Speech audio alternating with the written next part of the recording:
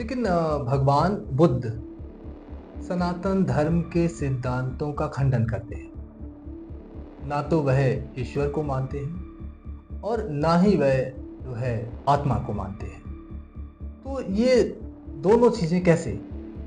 देखिए, एक बहुत बड़ी भ्रांति है, जैसा आपने इस बात का ज़िक्र किया, प्रश्न उठाया। ये बहुधा मुझसे भी प्रश्न लोग पूछते रहते हैं और एक अकादमिक विमर्श का भी यह विषय बना हुआ है कि भगवान बुद्ध आत्मा और ईश्वर को नहीं मानते।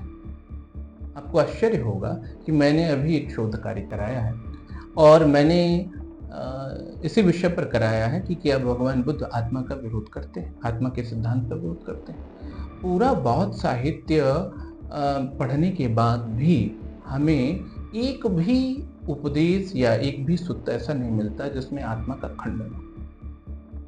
किंतु मैं इस प्रश्न को इस रूप में नहीं देखता। मैं यह कहता नहीं, तो हूं, आप ये कहना चाहते हैं कि इस बात को फैलाया गया है? बिल्कुल। यह एक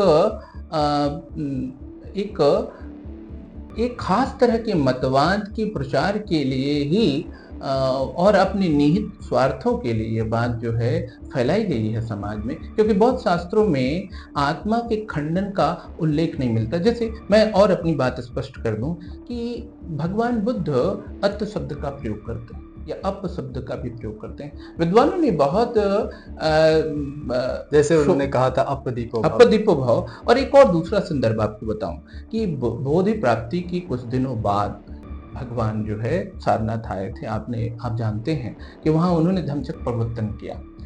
पुनः जैसा कि उन्होंने मगधराज बिंबिसार को यह वायदा किया था कि बोधि प्राप्ति के बाद मैं आपके यहाँ एक बार अवश्य आऊंगा, तो वो बनारस से गया होते हुए राजगृह जाने वाले थे। बीच में एक वनखंड में 30 भद्र वर्गीय युवक, जो उन दिनों एक समृद्ध परिवार से आते थे, अपने आमोद प्रमोद के लिए जंगल आए हुए थे। और ये कथा बहुत मार्मिक है और आपके प्रश्न के समाधान के लिए भी बहुत आवश्यक है। आपके दर्शकों को यह बात जाननी चाहिए। और ये बहुत प्राचीन उल्लेख है। पाली त्रिपिटक के विनय पिटक के महावग्र का यह अंश मैं बताने जा रहा हूँ। और आत्मा के खंडन के सिद्धांत के परिप्रेक्ष्य में यह संदर्भ बहुत ही जरूरी है। वह 30 भद्रवर्गीय युवक जो जंगल में आए थे, 29 के पास उनकी स्त्रियां थीं। एक के साथ कोई स्त्री नहीं थी, तो वो आमोद प्रमोद के लिए अपने साथ एक वेश्या लाए थे। लेकिन हुआ यूं कि उनके नशे में होने की वजह से उन्होंने आमोद प्रमोद के पहले कुछ मद्यपान किया या कुछ ऐसी नशीली पदार्थ का सेवन किया कि वो नशे में आ गए और अपनी चैतन्यता खो बैठे। ऐसी दशा में वह जो एक स्त्री थी, वेश्या थे, उन्होंने उनका सारा धन और उनकी सारी संपत्ति लेकर चोरी करके उनके नशे की हालत में वहां से चंपत हो गए। अब जब वो नशे से बाहर आए, तब उन्होंने यह देखा कि हम लोग तो एक तरह से लुट गए हैं और वह स्त्री भी नहीं मिल रही है। उनको यह मालूम चल गया कि यह उसी स्त्री का कृत्य है जी। अब वह इधर उधर उसकी तलाश करने लगे। बगल में ही भगवान बुद्ध समाधिस्थ बैठे हुए थे और ये अनायास था। पूछताछ जब करने लगे, इधर उधर भटकने लगे, उसी क्रम में वो भगवान बुद्ध के पास पहुंचे और उन्होंने उनसे भी पूछा कि क्या आप लोगों ने, या ऐसे है उल्लेख और वही मैं आपके सामने रखूं कि उस उद्विग्न 30 भद्रवर्गीय युवकों ने भगवान बुद्ध से पूछा कि आपने क्या एक स्त्री को देखा है? तब भगवान बुद्ध ने पूछा, आप उनको क्यों खोज रहे हैं, कौन सी स्त्री? सारी कथा बताने के बाद भगवान ने उनको कहा, तुम स्त्री को क्यों खोजते हो, अपने आप को क्यों नहीं खोजते? अत्तानं किन्न न गविष्यात्, अपनी आत्मा को क्यों नहीं खोजते? यह बहुत पुराना संदर्भ है और वहां आत्मा से क्या आशा है, यह बहुत ही कठिन प्रश्न है, लेकिन यह निश्चित रूप से इसका उत्तर है कि बुद्ध भगवान आत्मा का खंडन नहीं करते। नहीं तो जब वो स्वयं कह रहे हैं कि आप अपनी आत्मा को खोजिए, जी, अपनी आत्मा को खोजिए या अपदीपो भाव, अपनी आत्मा की शरण जाइए, उसका शरण लीजिए। और ऐसे बहुतेरे संदर्भ हैं पाली में जिसमें अत्त का अर्थ एक तरह से औपनिषद चिंतन में जो आत्मा का संदर्भ है उससे मिलता जुलता है। इसी तरह एक और बात मैं आपसे कहना चाह रहा था कि आप जानते हैं कि साधना या अध्यात्म में लक्ष्य प्राप्ति के 3 मार्ग हैं, जिसको कहते हैं भक्ति योग, ज्ञान योग, कर्म योग। बुद्ध भगवान का जो धर्म है वह ज्ञान योग का मार्ग है। ज्ञान योग में ईश्वर का अस्तित्व नहीं माना जाता, किसी संप्रदाय ने नहीं माना, और यहाँ तक कि जो उपनिषद की धारा आगे चली है और जो वेदांतिक धारा है उसमें भी उस तरह से ईश्वर का अस्तित्व स्वीकृत नहीं है। उस कारण से भगवान बुद्ध को भी यह जरूरत नहीं पड़ी कि वह ईश्वर की सत्ता माने। क्यों? क्योंकि वो मानते थे आप दुख में है, मनुष्य जो दुख में है उसका अस्तित्व दुखमय है, और उसके दुख के निराकरण का ये मार्ग है जिसको वो दुख निरुद्गामिनी प्रतिपद कहते थे। तो कोई आता था उनके पास और पूछता था कि बताइए आत्मा है कि नहीं, तो वो कहते थे एक शब्द है अपार्थक, यह उपयोगी नहीं है कि आत्मा है कि नहीं। मतलब उन्होंने नकारा नहीं, उन्होंने यह कहा कि आप दुख में हैं, उस दुख का निवारण करें और निर्वाण लाभ करें। इस विषय में ही न पड़े कि आत्मा है या नहीं है, या ईश्वर है या नहीं है। यद्यपि उन्होंने साफ साफ संकेत भी दिए कि अपनी आत्मा के शरण जाइए, अपनी आत्मा को खोजिए, लेकिन कई बार वह यह कहते थे कि तुम्हारा यह पूछना ईश्वर के विषय में या जगत कहाँ से आया इस विषय में या आत्मा के विषय में ऐसा है जैसे किसी व्यक्ति को एक तीर लगा हो और वो घायल हो और कोई दूसरा व्यक्ति निदान करने जाए और वह उससे पूछे कि ना, मैं तब तक इस तीर को निकाल के रोग की दवा नहीं कराऊंगा या अपने दुख की दवा नहीं कराऊंगा जब तक यह नहीं जान लूंगा कि मारने वाला कौन है, कैसा है, लंबा है कि छोटा है, काला है कि गोरा है। तो यह उसके विषय में, जिसने तीर चलाया है उसके विषय में जिज्ञासा उसके दुख निवृत्त में अपार्थक है, माने जरूरत नहीं है। अगर वह यह पता करने लगेगा तब तक हो सकता है उसके प्राण ही चले जाएं।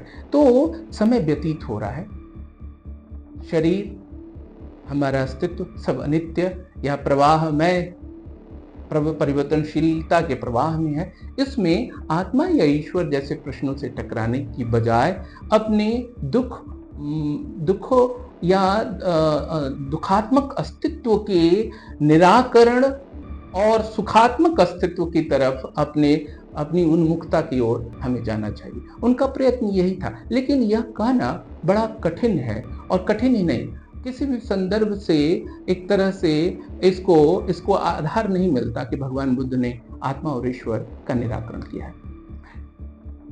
आधुनिक काल में यह बात विशेष रूप से प्रचारित की गई है।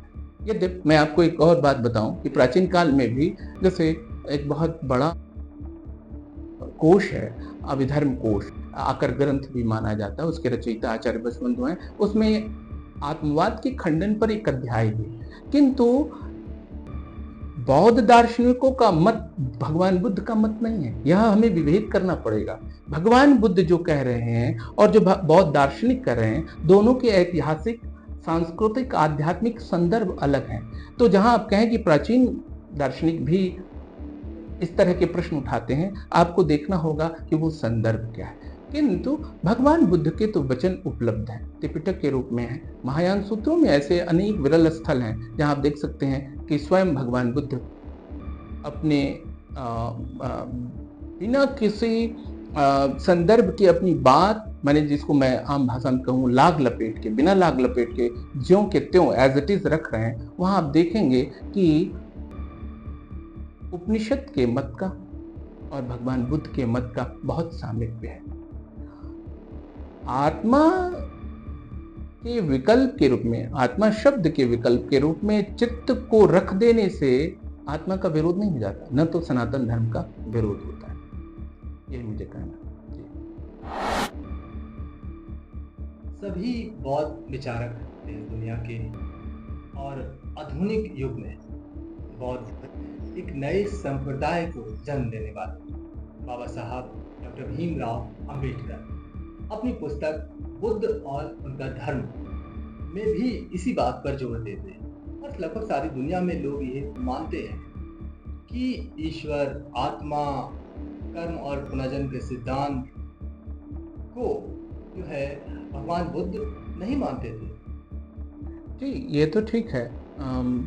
बुद्ध भगवान परम उदारवादी थे और उन्होंने स्वयं इस बात की छूट दी थी कि हमारे उपदेशों को स्वविवेक से परीक्षित करके आप अपनाइए या आगे बढ़ाइए। देखिए, जब हम बौद्ध साहित्य या भगवान बुद्ध के उपदेशों की ओर जाते हैं तो हम जो हैं उसके साथ जाते हैं, हमारे जो संस्कार हैं उसके साथ जाते हैं, हमारी जो कंडीशनिंग है उसके साथ जाते हैं। यदि समस्त बौद्ध विचारक ऐसा कहते हैं कि भगवान बुद्ध सनातन धर्म के सिद्धांतों का खंडन कर रहे हैं, प्रस्तुत कर रहे हैं, तो यह उनकी अपनी मान्यता हो सकती है। मुझे बौद्ध साहित्य में, पूरे बौद्ध वाङ्मय में ऐसा एक भी उदाहरण नहीं दिखाई देता। पहली बात तो ये। और यहाँ दो चीजें हैं। जी, भगवान बुद्ध भी ईश्वर, आत्मा, कर्म और पुनर्जन्म के सिद्धांत को नहीं मान रहे थे। नए विचारक या विद्वान भी नहीं मान रहे जी। और स्वयं डॉक्टर बाबा साहब भीमराव अंबेडकर भी इन चीजों को नहीं मान रहे। तो इसमें अंतर विरोध कहाँ है? मैं ये कहना चाहूँगा डॉक्टर साहब कि जैसा मैंने पूर्व में भी कहा, मुझे तो आत्मा और ईश्वर के विरोध का कहीं दर्शन नहीं मिलता बौद्ध साहित्य में। आपका कहना है कि भगवान बुद्ध ईश्वर, आत्मा और पुनर्जन्म के सिद्धांत को, कर्म के सिद्धांत को मानते थे। जी, मैं तो मानता हूँ कि वह एक तरह से वैदिक इन सिद्धांतों का जो वैदिक संदर्भ था उसे ही आगे बढ़ा रहे थे। मुझे इस बात में और ये आपके चैनल पर इस बात को कहने में कहीं भी संकोच नहीं है कि मैं यह मानता हूँ कि चाहे वह आत्मा का सिद्धांत हो या ईश्वर के अस्तित्व का सिद्धांत हो या कर्म और पुनर्जन्म का सिद्धांत हो, इन सब का एक वैदिक उत्स था। इसकी जड़ें वैदिक साहित्य में थीं। वैदिक धर्म दर्शन की आधार पीठिका को लेकर ही ये सारे वाद या सिद्धांत आगे बढ़े थे। भगवान बुद्ध ने बहुत ही वैज्ञानिक रूप में इसे आगे बढ़ाया, कहीं विरोध नहीं किया, बल्कि उन्होंने इसमें इसकी गति में एक तरह से त्वरा ला दी। नहीं, देखिए, ये विषय हमेशा से चर्चा में रहा है। लगभग हम कहेंगे कि बौद्ध धर्म के विचारक स्वयं बाबा साहब भीमराव अंबेडकर जी ईश्वर और है आत्मा की सत्ता को स्वीकार नहीं करते। और आपका कहना है कि भगवान बुद्ध इस बात को स्वीकार करते हैं या नहीं करते हैं। ये स्पष्ट रूप से कहीं वैदिक साहित्य में या साहित्यों में, हमारी रचनाओं में नहीं मिल रहा है। तो इसका मतलब ये तो नहीं है कि वो मान रहे थे। हाँ, ये आप एक बहुत सार्थक प्रश्न है कि विरोध नहीं करने का अर्थ यह नहीं है कि मानना, लेकिन मैं यह कह रहा हूँ कि जिन वैदिक सिद्धांतों पर बुद्ध ने अवसर होते हुए भी चोट नहीं की और उसे बल्कि अपने उपदेशों में प्रमुखता से स्थान दिया, तो मैं यह मानूंगा कि उन्होंने उसका समर्थन किया। एक बात। दूसरी बात, जैसा आपने बाबा साहब का जिक्र किया, निश्चित रूप से वो अत्यंत मेधावी और प्रतिभावान व्यक्ति थे और उन्होंने एक बहुत उच्च कोटि की किताब भी लिखी है इस विषय पर। किंतु यदि उन्होंने, जैसा आपने उदाहरण दिया कि कर्म और पुनर्जन्म के सिद्धांत को नहीं माना है, तो मैं समझता हूँ उसका एक संदर्भ है। इसका बौद्ध साहित्य से तारतम्यता नहीं, यह उनकी अपनी चिंतन की उपज हो सकती है। जैसे कर्म के अनुसार पुनर्जन्म होता है, ऐसा बौद्ध दर्शन में मिलता है, ऐसी बौद्ध मान्यता है। जैसे कर्म के अनुसार पुनर्जन्म होता है, अर्थात जैसा कर्म करेंगे वैसा पुनर्भव या पुनर्जन्म होगा, अगला जन्म होगा। अच्छा कर्म करेंगे तो अच्छा जन्म होगा, उस जन्म की जो कोटि है वो उत्तम होगी। और अगर बुरा कर्म करते हैं इस जन्म में, तो अगला जन्म जो है पुनर्जन्म, वह अधम प्रकार की या निम्न प्रकार की होगी। इस बात को बाबा साहब जिस ऐतिहासिक सामाजिक पृष्ठभूमि में थे, जो उनका समाज था और उस समाज में जो स्थितियां थी उसकी, जैसे अस्पृश्यता, उसमें इस बात को, इस सिद्धांत को, कितना ही आध्यात्मिक सिद्धांत हो, पर इस सिद्धांत को स्वीकार कर पाना उनके लिए, बाबा साहब के लिए और उस पूरे वर्ग के लिए जिस वर्ग से बाबा साहब आते थे, कठिन था। तो मैं ये समझता हूँ कि जहाँ, अगर जैसा आपने उल्लेख किया, कर्म और पुनर्जन्म के सिद्धांत को बाबा साहब भी नहीं मानते कि ऐसा भगवान बुद्ध ने जो है कहा है, और इसको क्षेपक के रूप में मानते हैं। इस प्रश्न के समाधान के रूप में मैं यही कहना चाहूँगा कि स्वयं बाबा साहब की जो ऐतिहासिक सामाजिक पृष्ठभूमि थी, वह जो समाज था जिसमें इतना भेद था, विभेद था, और उन्होंने ये देखा कि यह इसका बहुत बड़ा जो कारण है वह एक कर्म और पुनर्जन्म का सिद्धांत भी है। इस कारण उन्होंने बौद्ध धर्म में बाहरी तत्वों द्वारा इसे क्षेपक माना, इसे भगवान बुद्ध प्रोक्त नहीं माना। इसका कारण था, किंतु एक संवेदनशील व्यक्ति के रूप में इसका एक संदर्भ देखते जानते हुए भी मैं अलग कहना चाहूँगा कि यह भगवान बुद्ध के सर्वाधिक प्रामाणिक उपदेशों में से एक था कि कर्म के अनुसार पुनर्जन्म होता है। व्यक्ति उत्तमता और हीनता की कोटि में कर्म के कारण ही बदता है या आता है, और दूसरा कोई कारण नहीं। आप बौद्ध साहित्य में भगवान बुद्ध ने कहा एक वृक्ष को संबोधित करके कि चेतनाहं भिक्खवे कम्मं वदामि, चेतना को मैं कर्म कहता हूँ। आपके चित्त की जैसी दशा है, उसकी पवित्रता जितनी है, उसका स्वरूप जैसा है, और उसके आधार पर, क्योंकि कर्म का जो मूल है संकल्प, और संकल्प का मूल जो है वो चित्त है, इस प्रकार से कर्म का मूल चित्त है, और चित्त में कर्म का बीज विद्यमान है। तो जिस प्रकार का चित्त होगा, जिस इंटेंशन से, जिस उद्देश्य से आप कर्म करेंगे, वैसा उसका परिणाम बनेगा। इस कारण भी उन्होंने कहा था कि आपका पुनर्जन्म अच्छा हो, इसलिए आप कर्म, इस जीवन में कर्म अच्छा करें। भगवान बुद्ध इस बात को मानते थे। मेरा कहना है कि जैसे 3 प्रश्न आपने उठाए, आत्मा, ईश्वर और कर्म और पुनर्जन्म, तो आत्मा, ईश्वर के बारे में मैंने पीछे कहा है। कर्म और पुनर्जन्म का प्रश्न शेष था, और बाबा साहब के हवाले से आपने कहा। मैं यह मानता हूँ कि यह उनकी अपनी विचारणा हो सकती है, लेकिन बौद्ध साहित्य में यह उल्लिखित है कि भगवान बुद्ध ने इसका भी उपदेश दिया था। एक और छोटा सा मैं आपको उदाहरण दूं।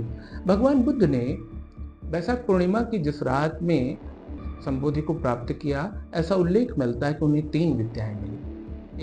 पहली विद्या थी आश्रव क्षय ज्ञान, समस्त आश्रव नष्ट हो गए, इसका ज्ञान। दूसरा पूर्व निवासन स्मृति, और तीसरा प्रतिसमुत्पाद। यह जो पूर्व निवासन स्मृति है, आपको, आपके दर्शकों को मैं बताना चाहूंगा, यह दिव्य चक्षु के रूप में भी इसकी व्याख्या मिलती है, और कहा जाता है कि दिव्य चक्षु जब उन्हें प्राप्त हुआ तो उन्होंने अपने कर्म और पुनर्जन्म की यात्रा को देखा, और उन्होंने यह भी कहा, हे गृहकारक, मैंने यह देख लिया, अब तुम गृह नहीं बना सकोगे, मेरा पुनर्जन्म नहीं होगा, और कर्म को मैंने नष्ट कर लिया है, कर्म के उस बीज को नष्ट कर दिया है। वो कहते थे, बड़ा एक सुंदर उदाहरण देके, कि जिस प्रकार बीज को जला देने पर वह अंकुरित नहीं होता, धरती में गाड़ने पर भी, ऐसे ही बुद्ध पुरुषों के चित्त संतान में कोई फल नहीं होता। माने चित्त की संतति आगे बढ़ती है, पर उससे विपाक नहीं बनता। माने कर्म का फल, वो कर्म एक तरह से फलहीन हो जाता है, अव्याकृत कर्म उसको कहते हैं। कहने का मेरे यह संदर्भ है कि बौद्ध साहित्य में कर्म को लेकर और कर्म से जुड़े पुनर्जन्म को लेकर बड़ी विशुद्ध व्याख्या है। तो यह कहना ठीक नहीं होगा कि भगवान बुद्ध ने वैदिक धर्म दर्शन के कर्म एवं पुनर्जन्म के सिद्धांत का विरोध किया। मुझे यह उचित प्रतीत नहीं होता है।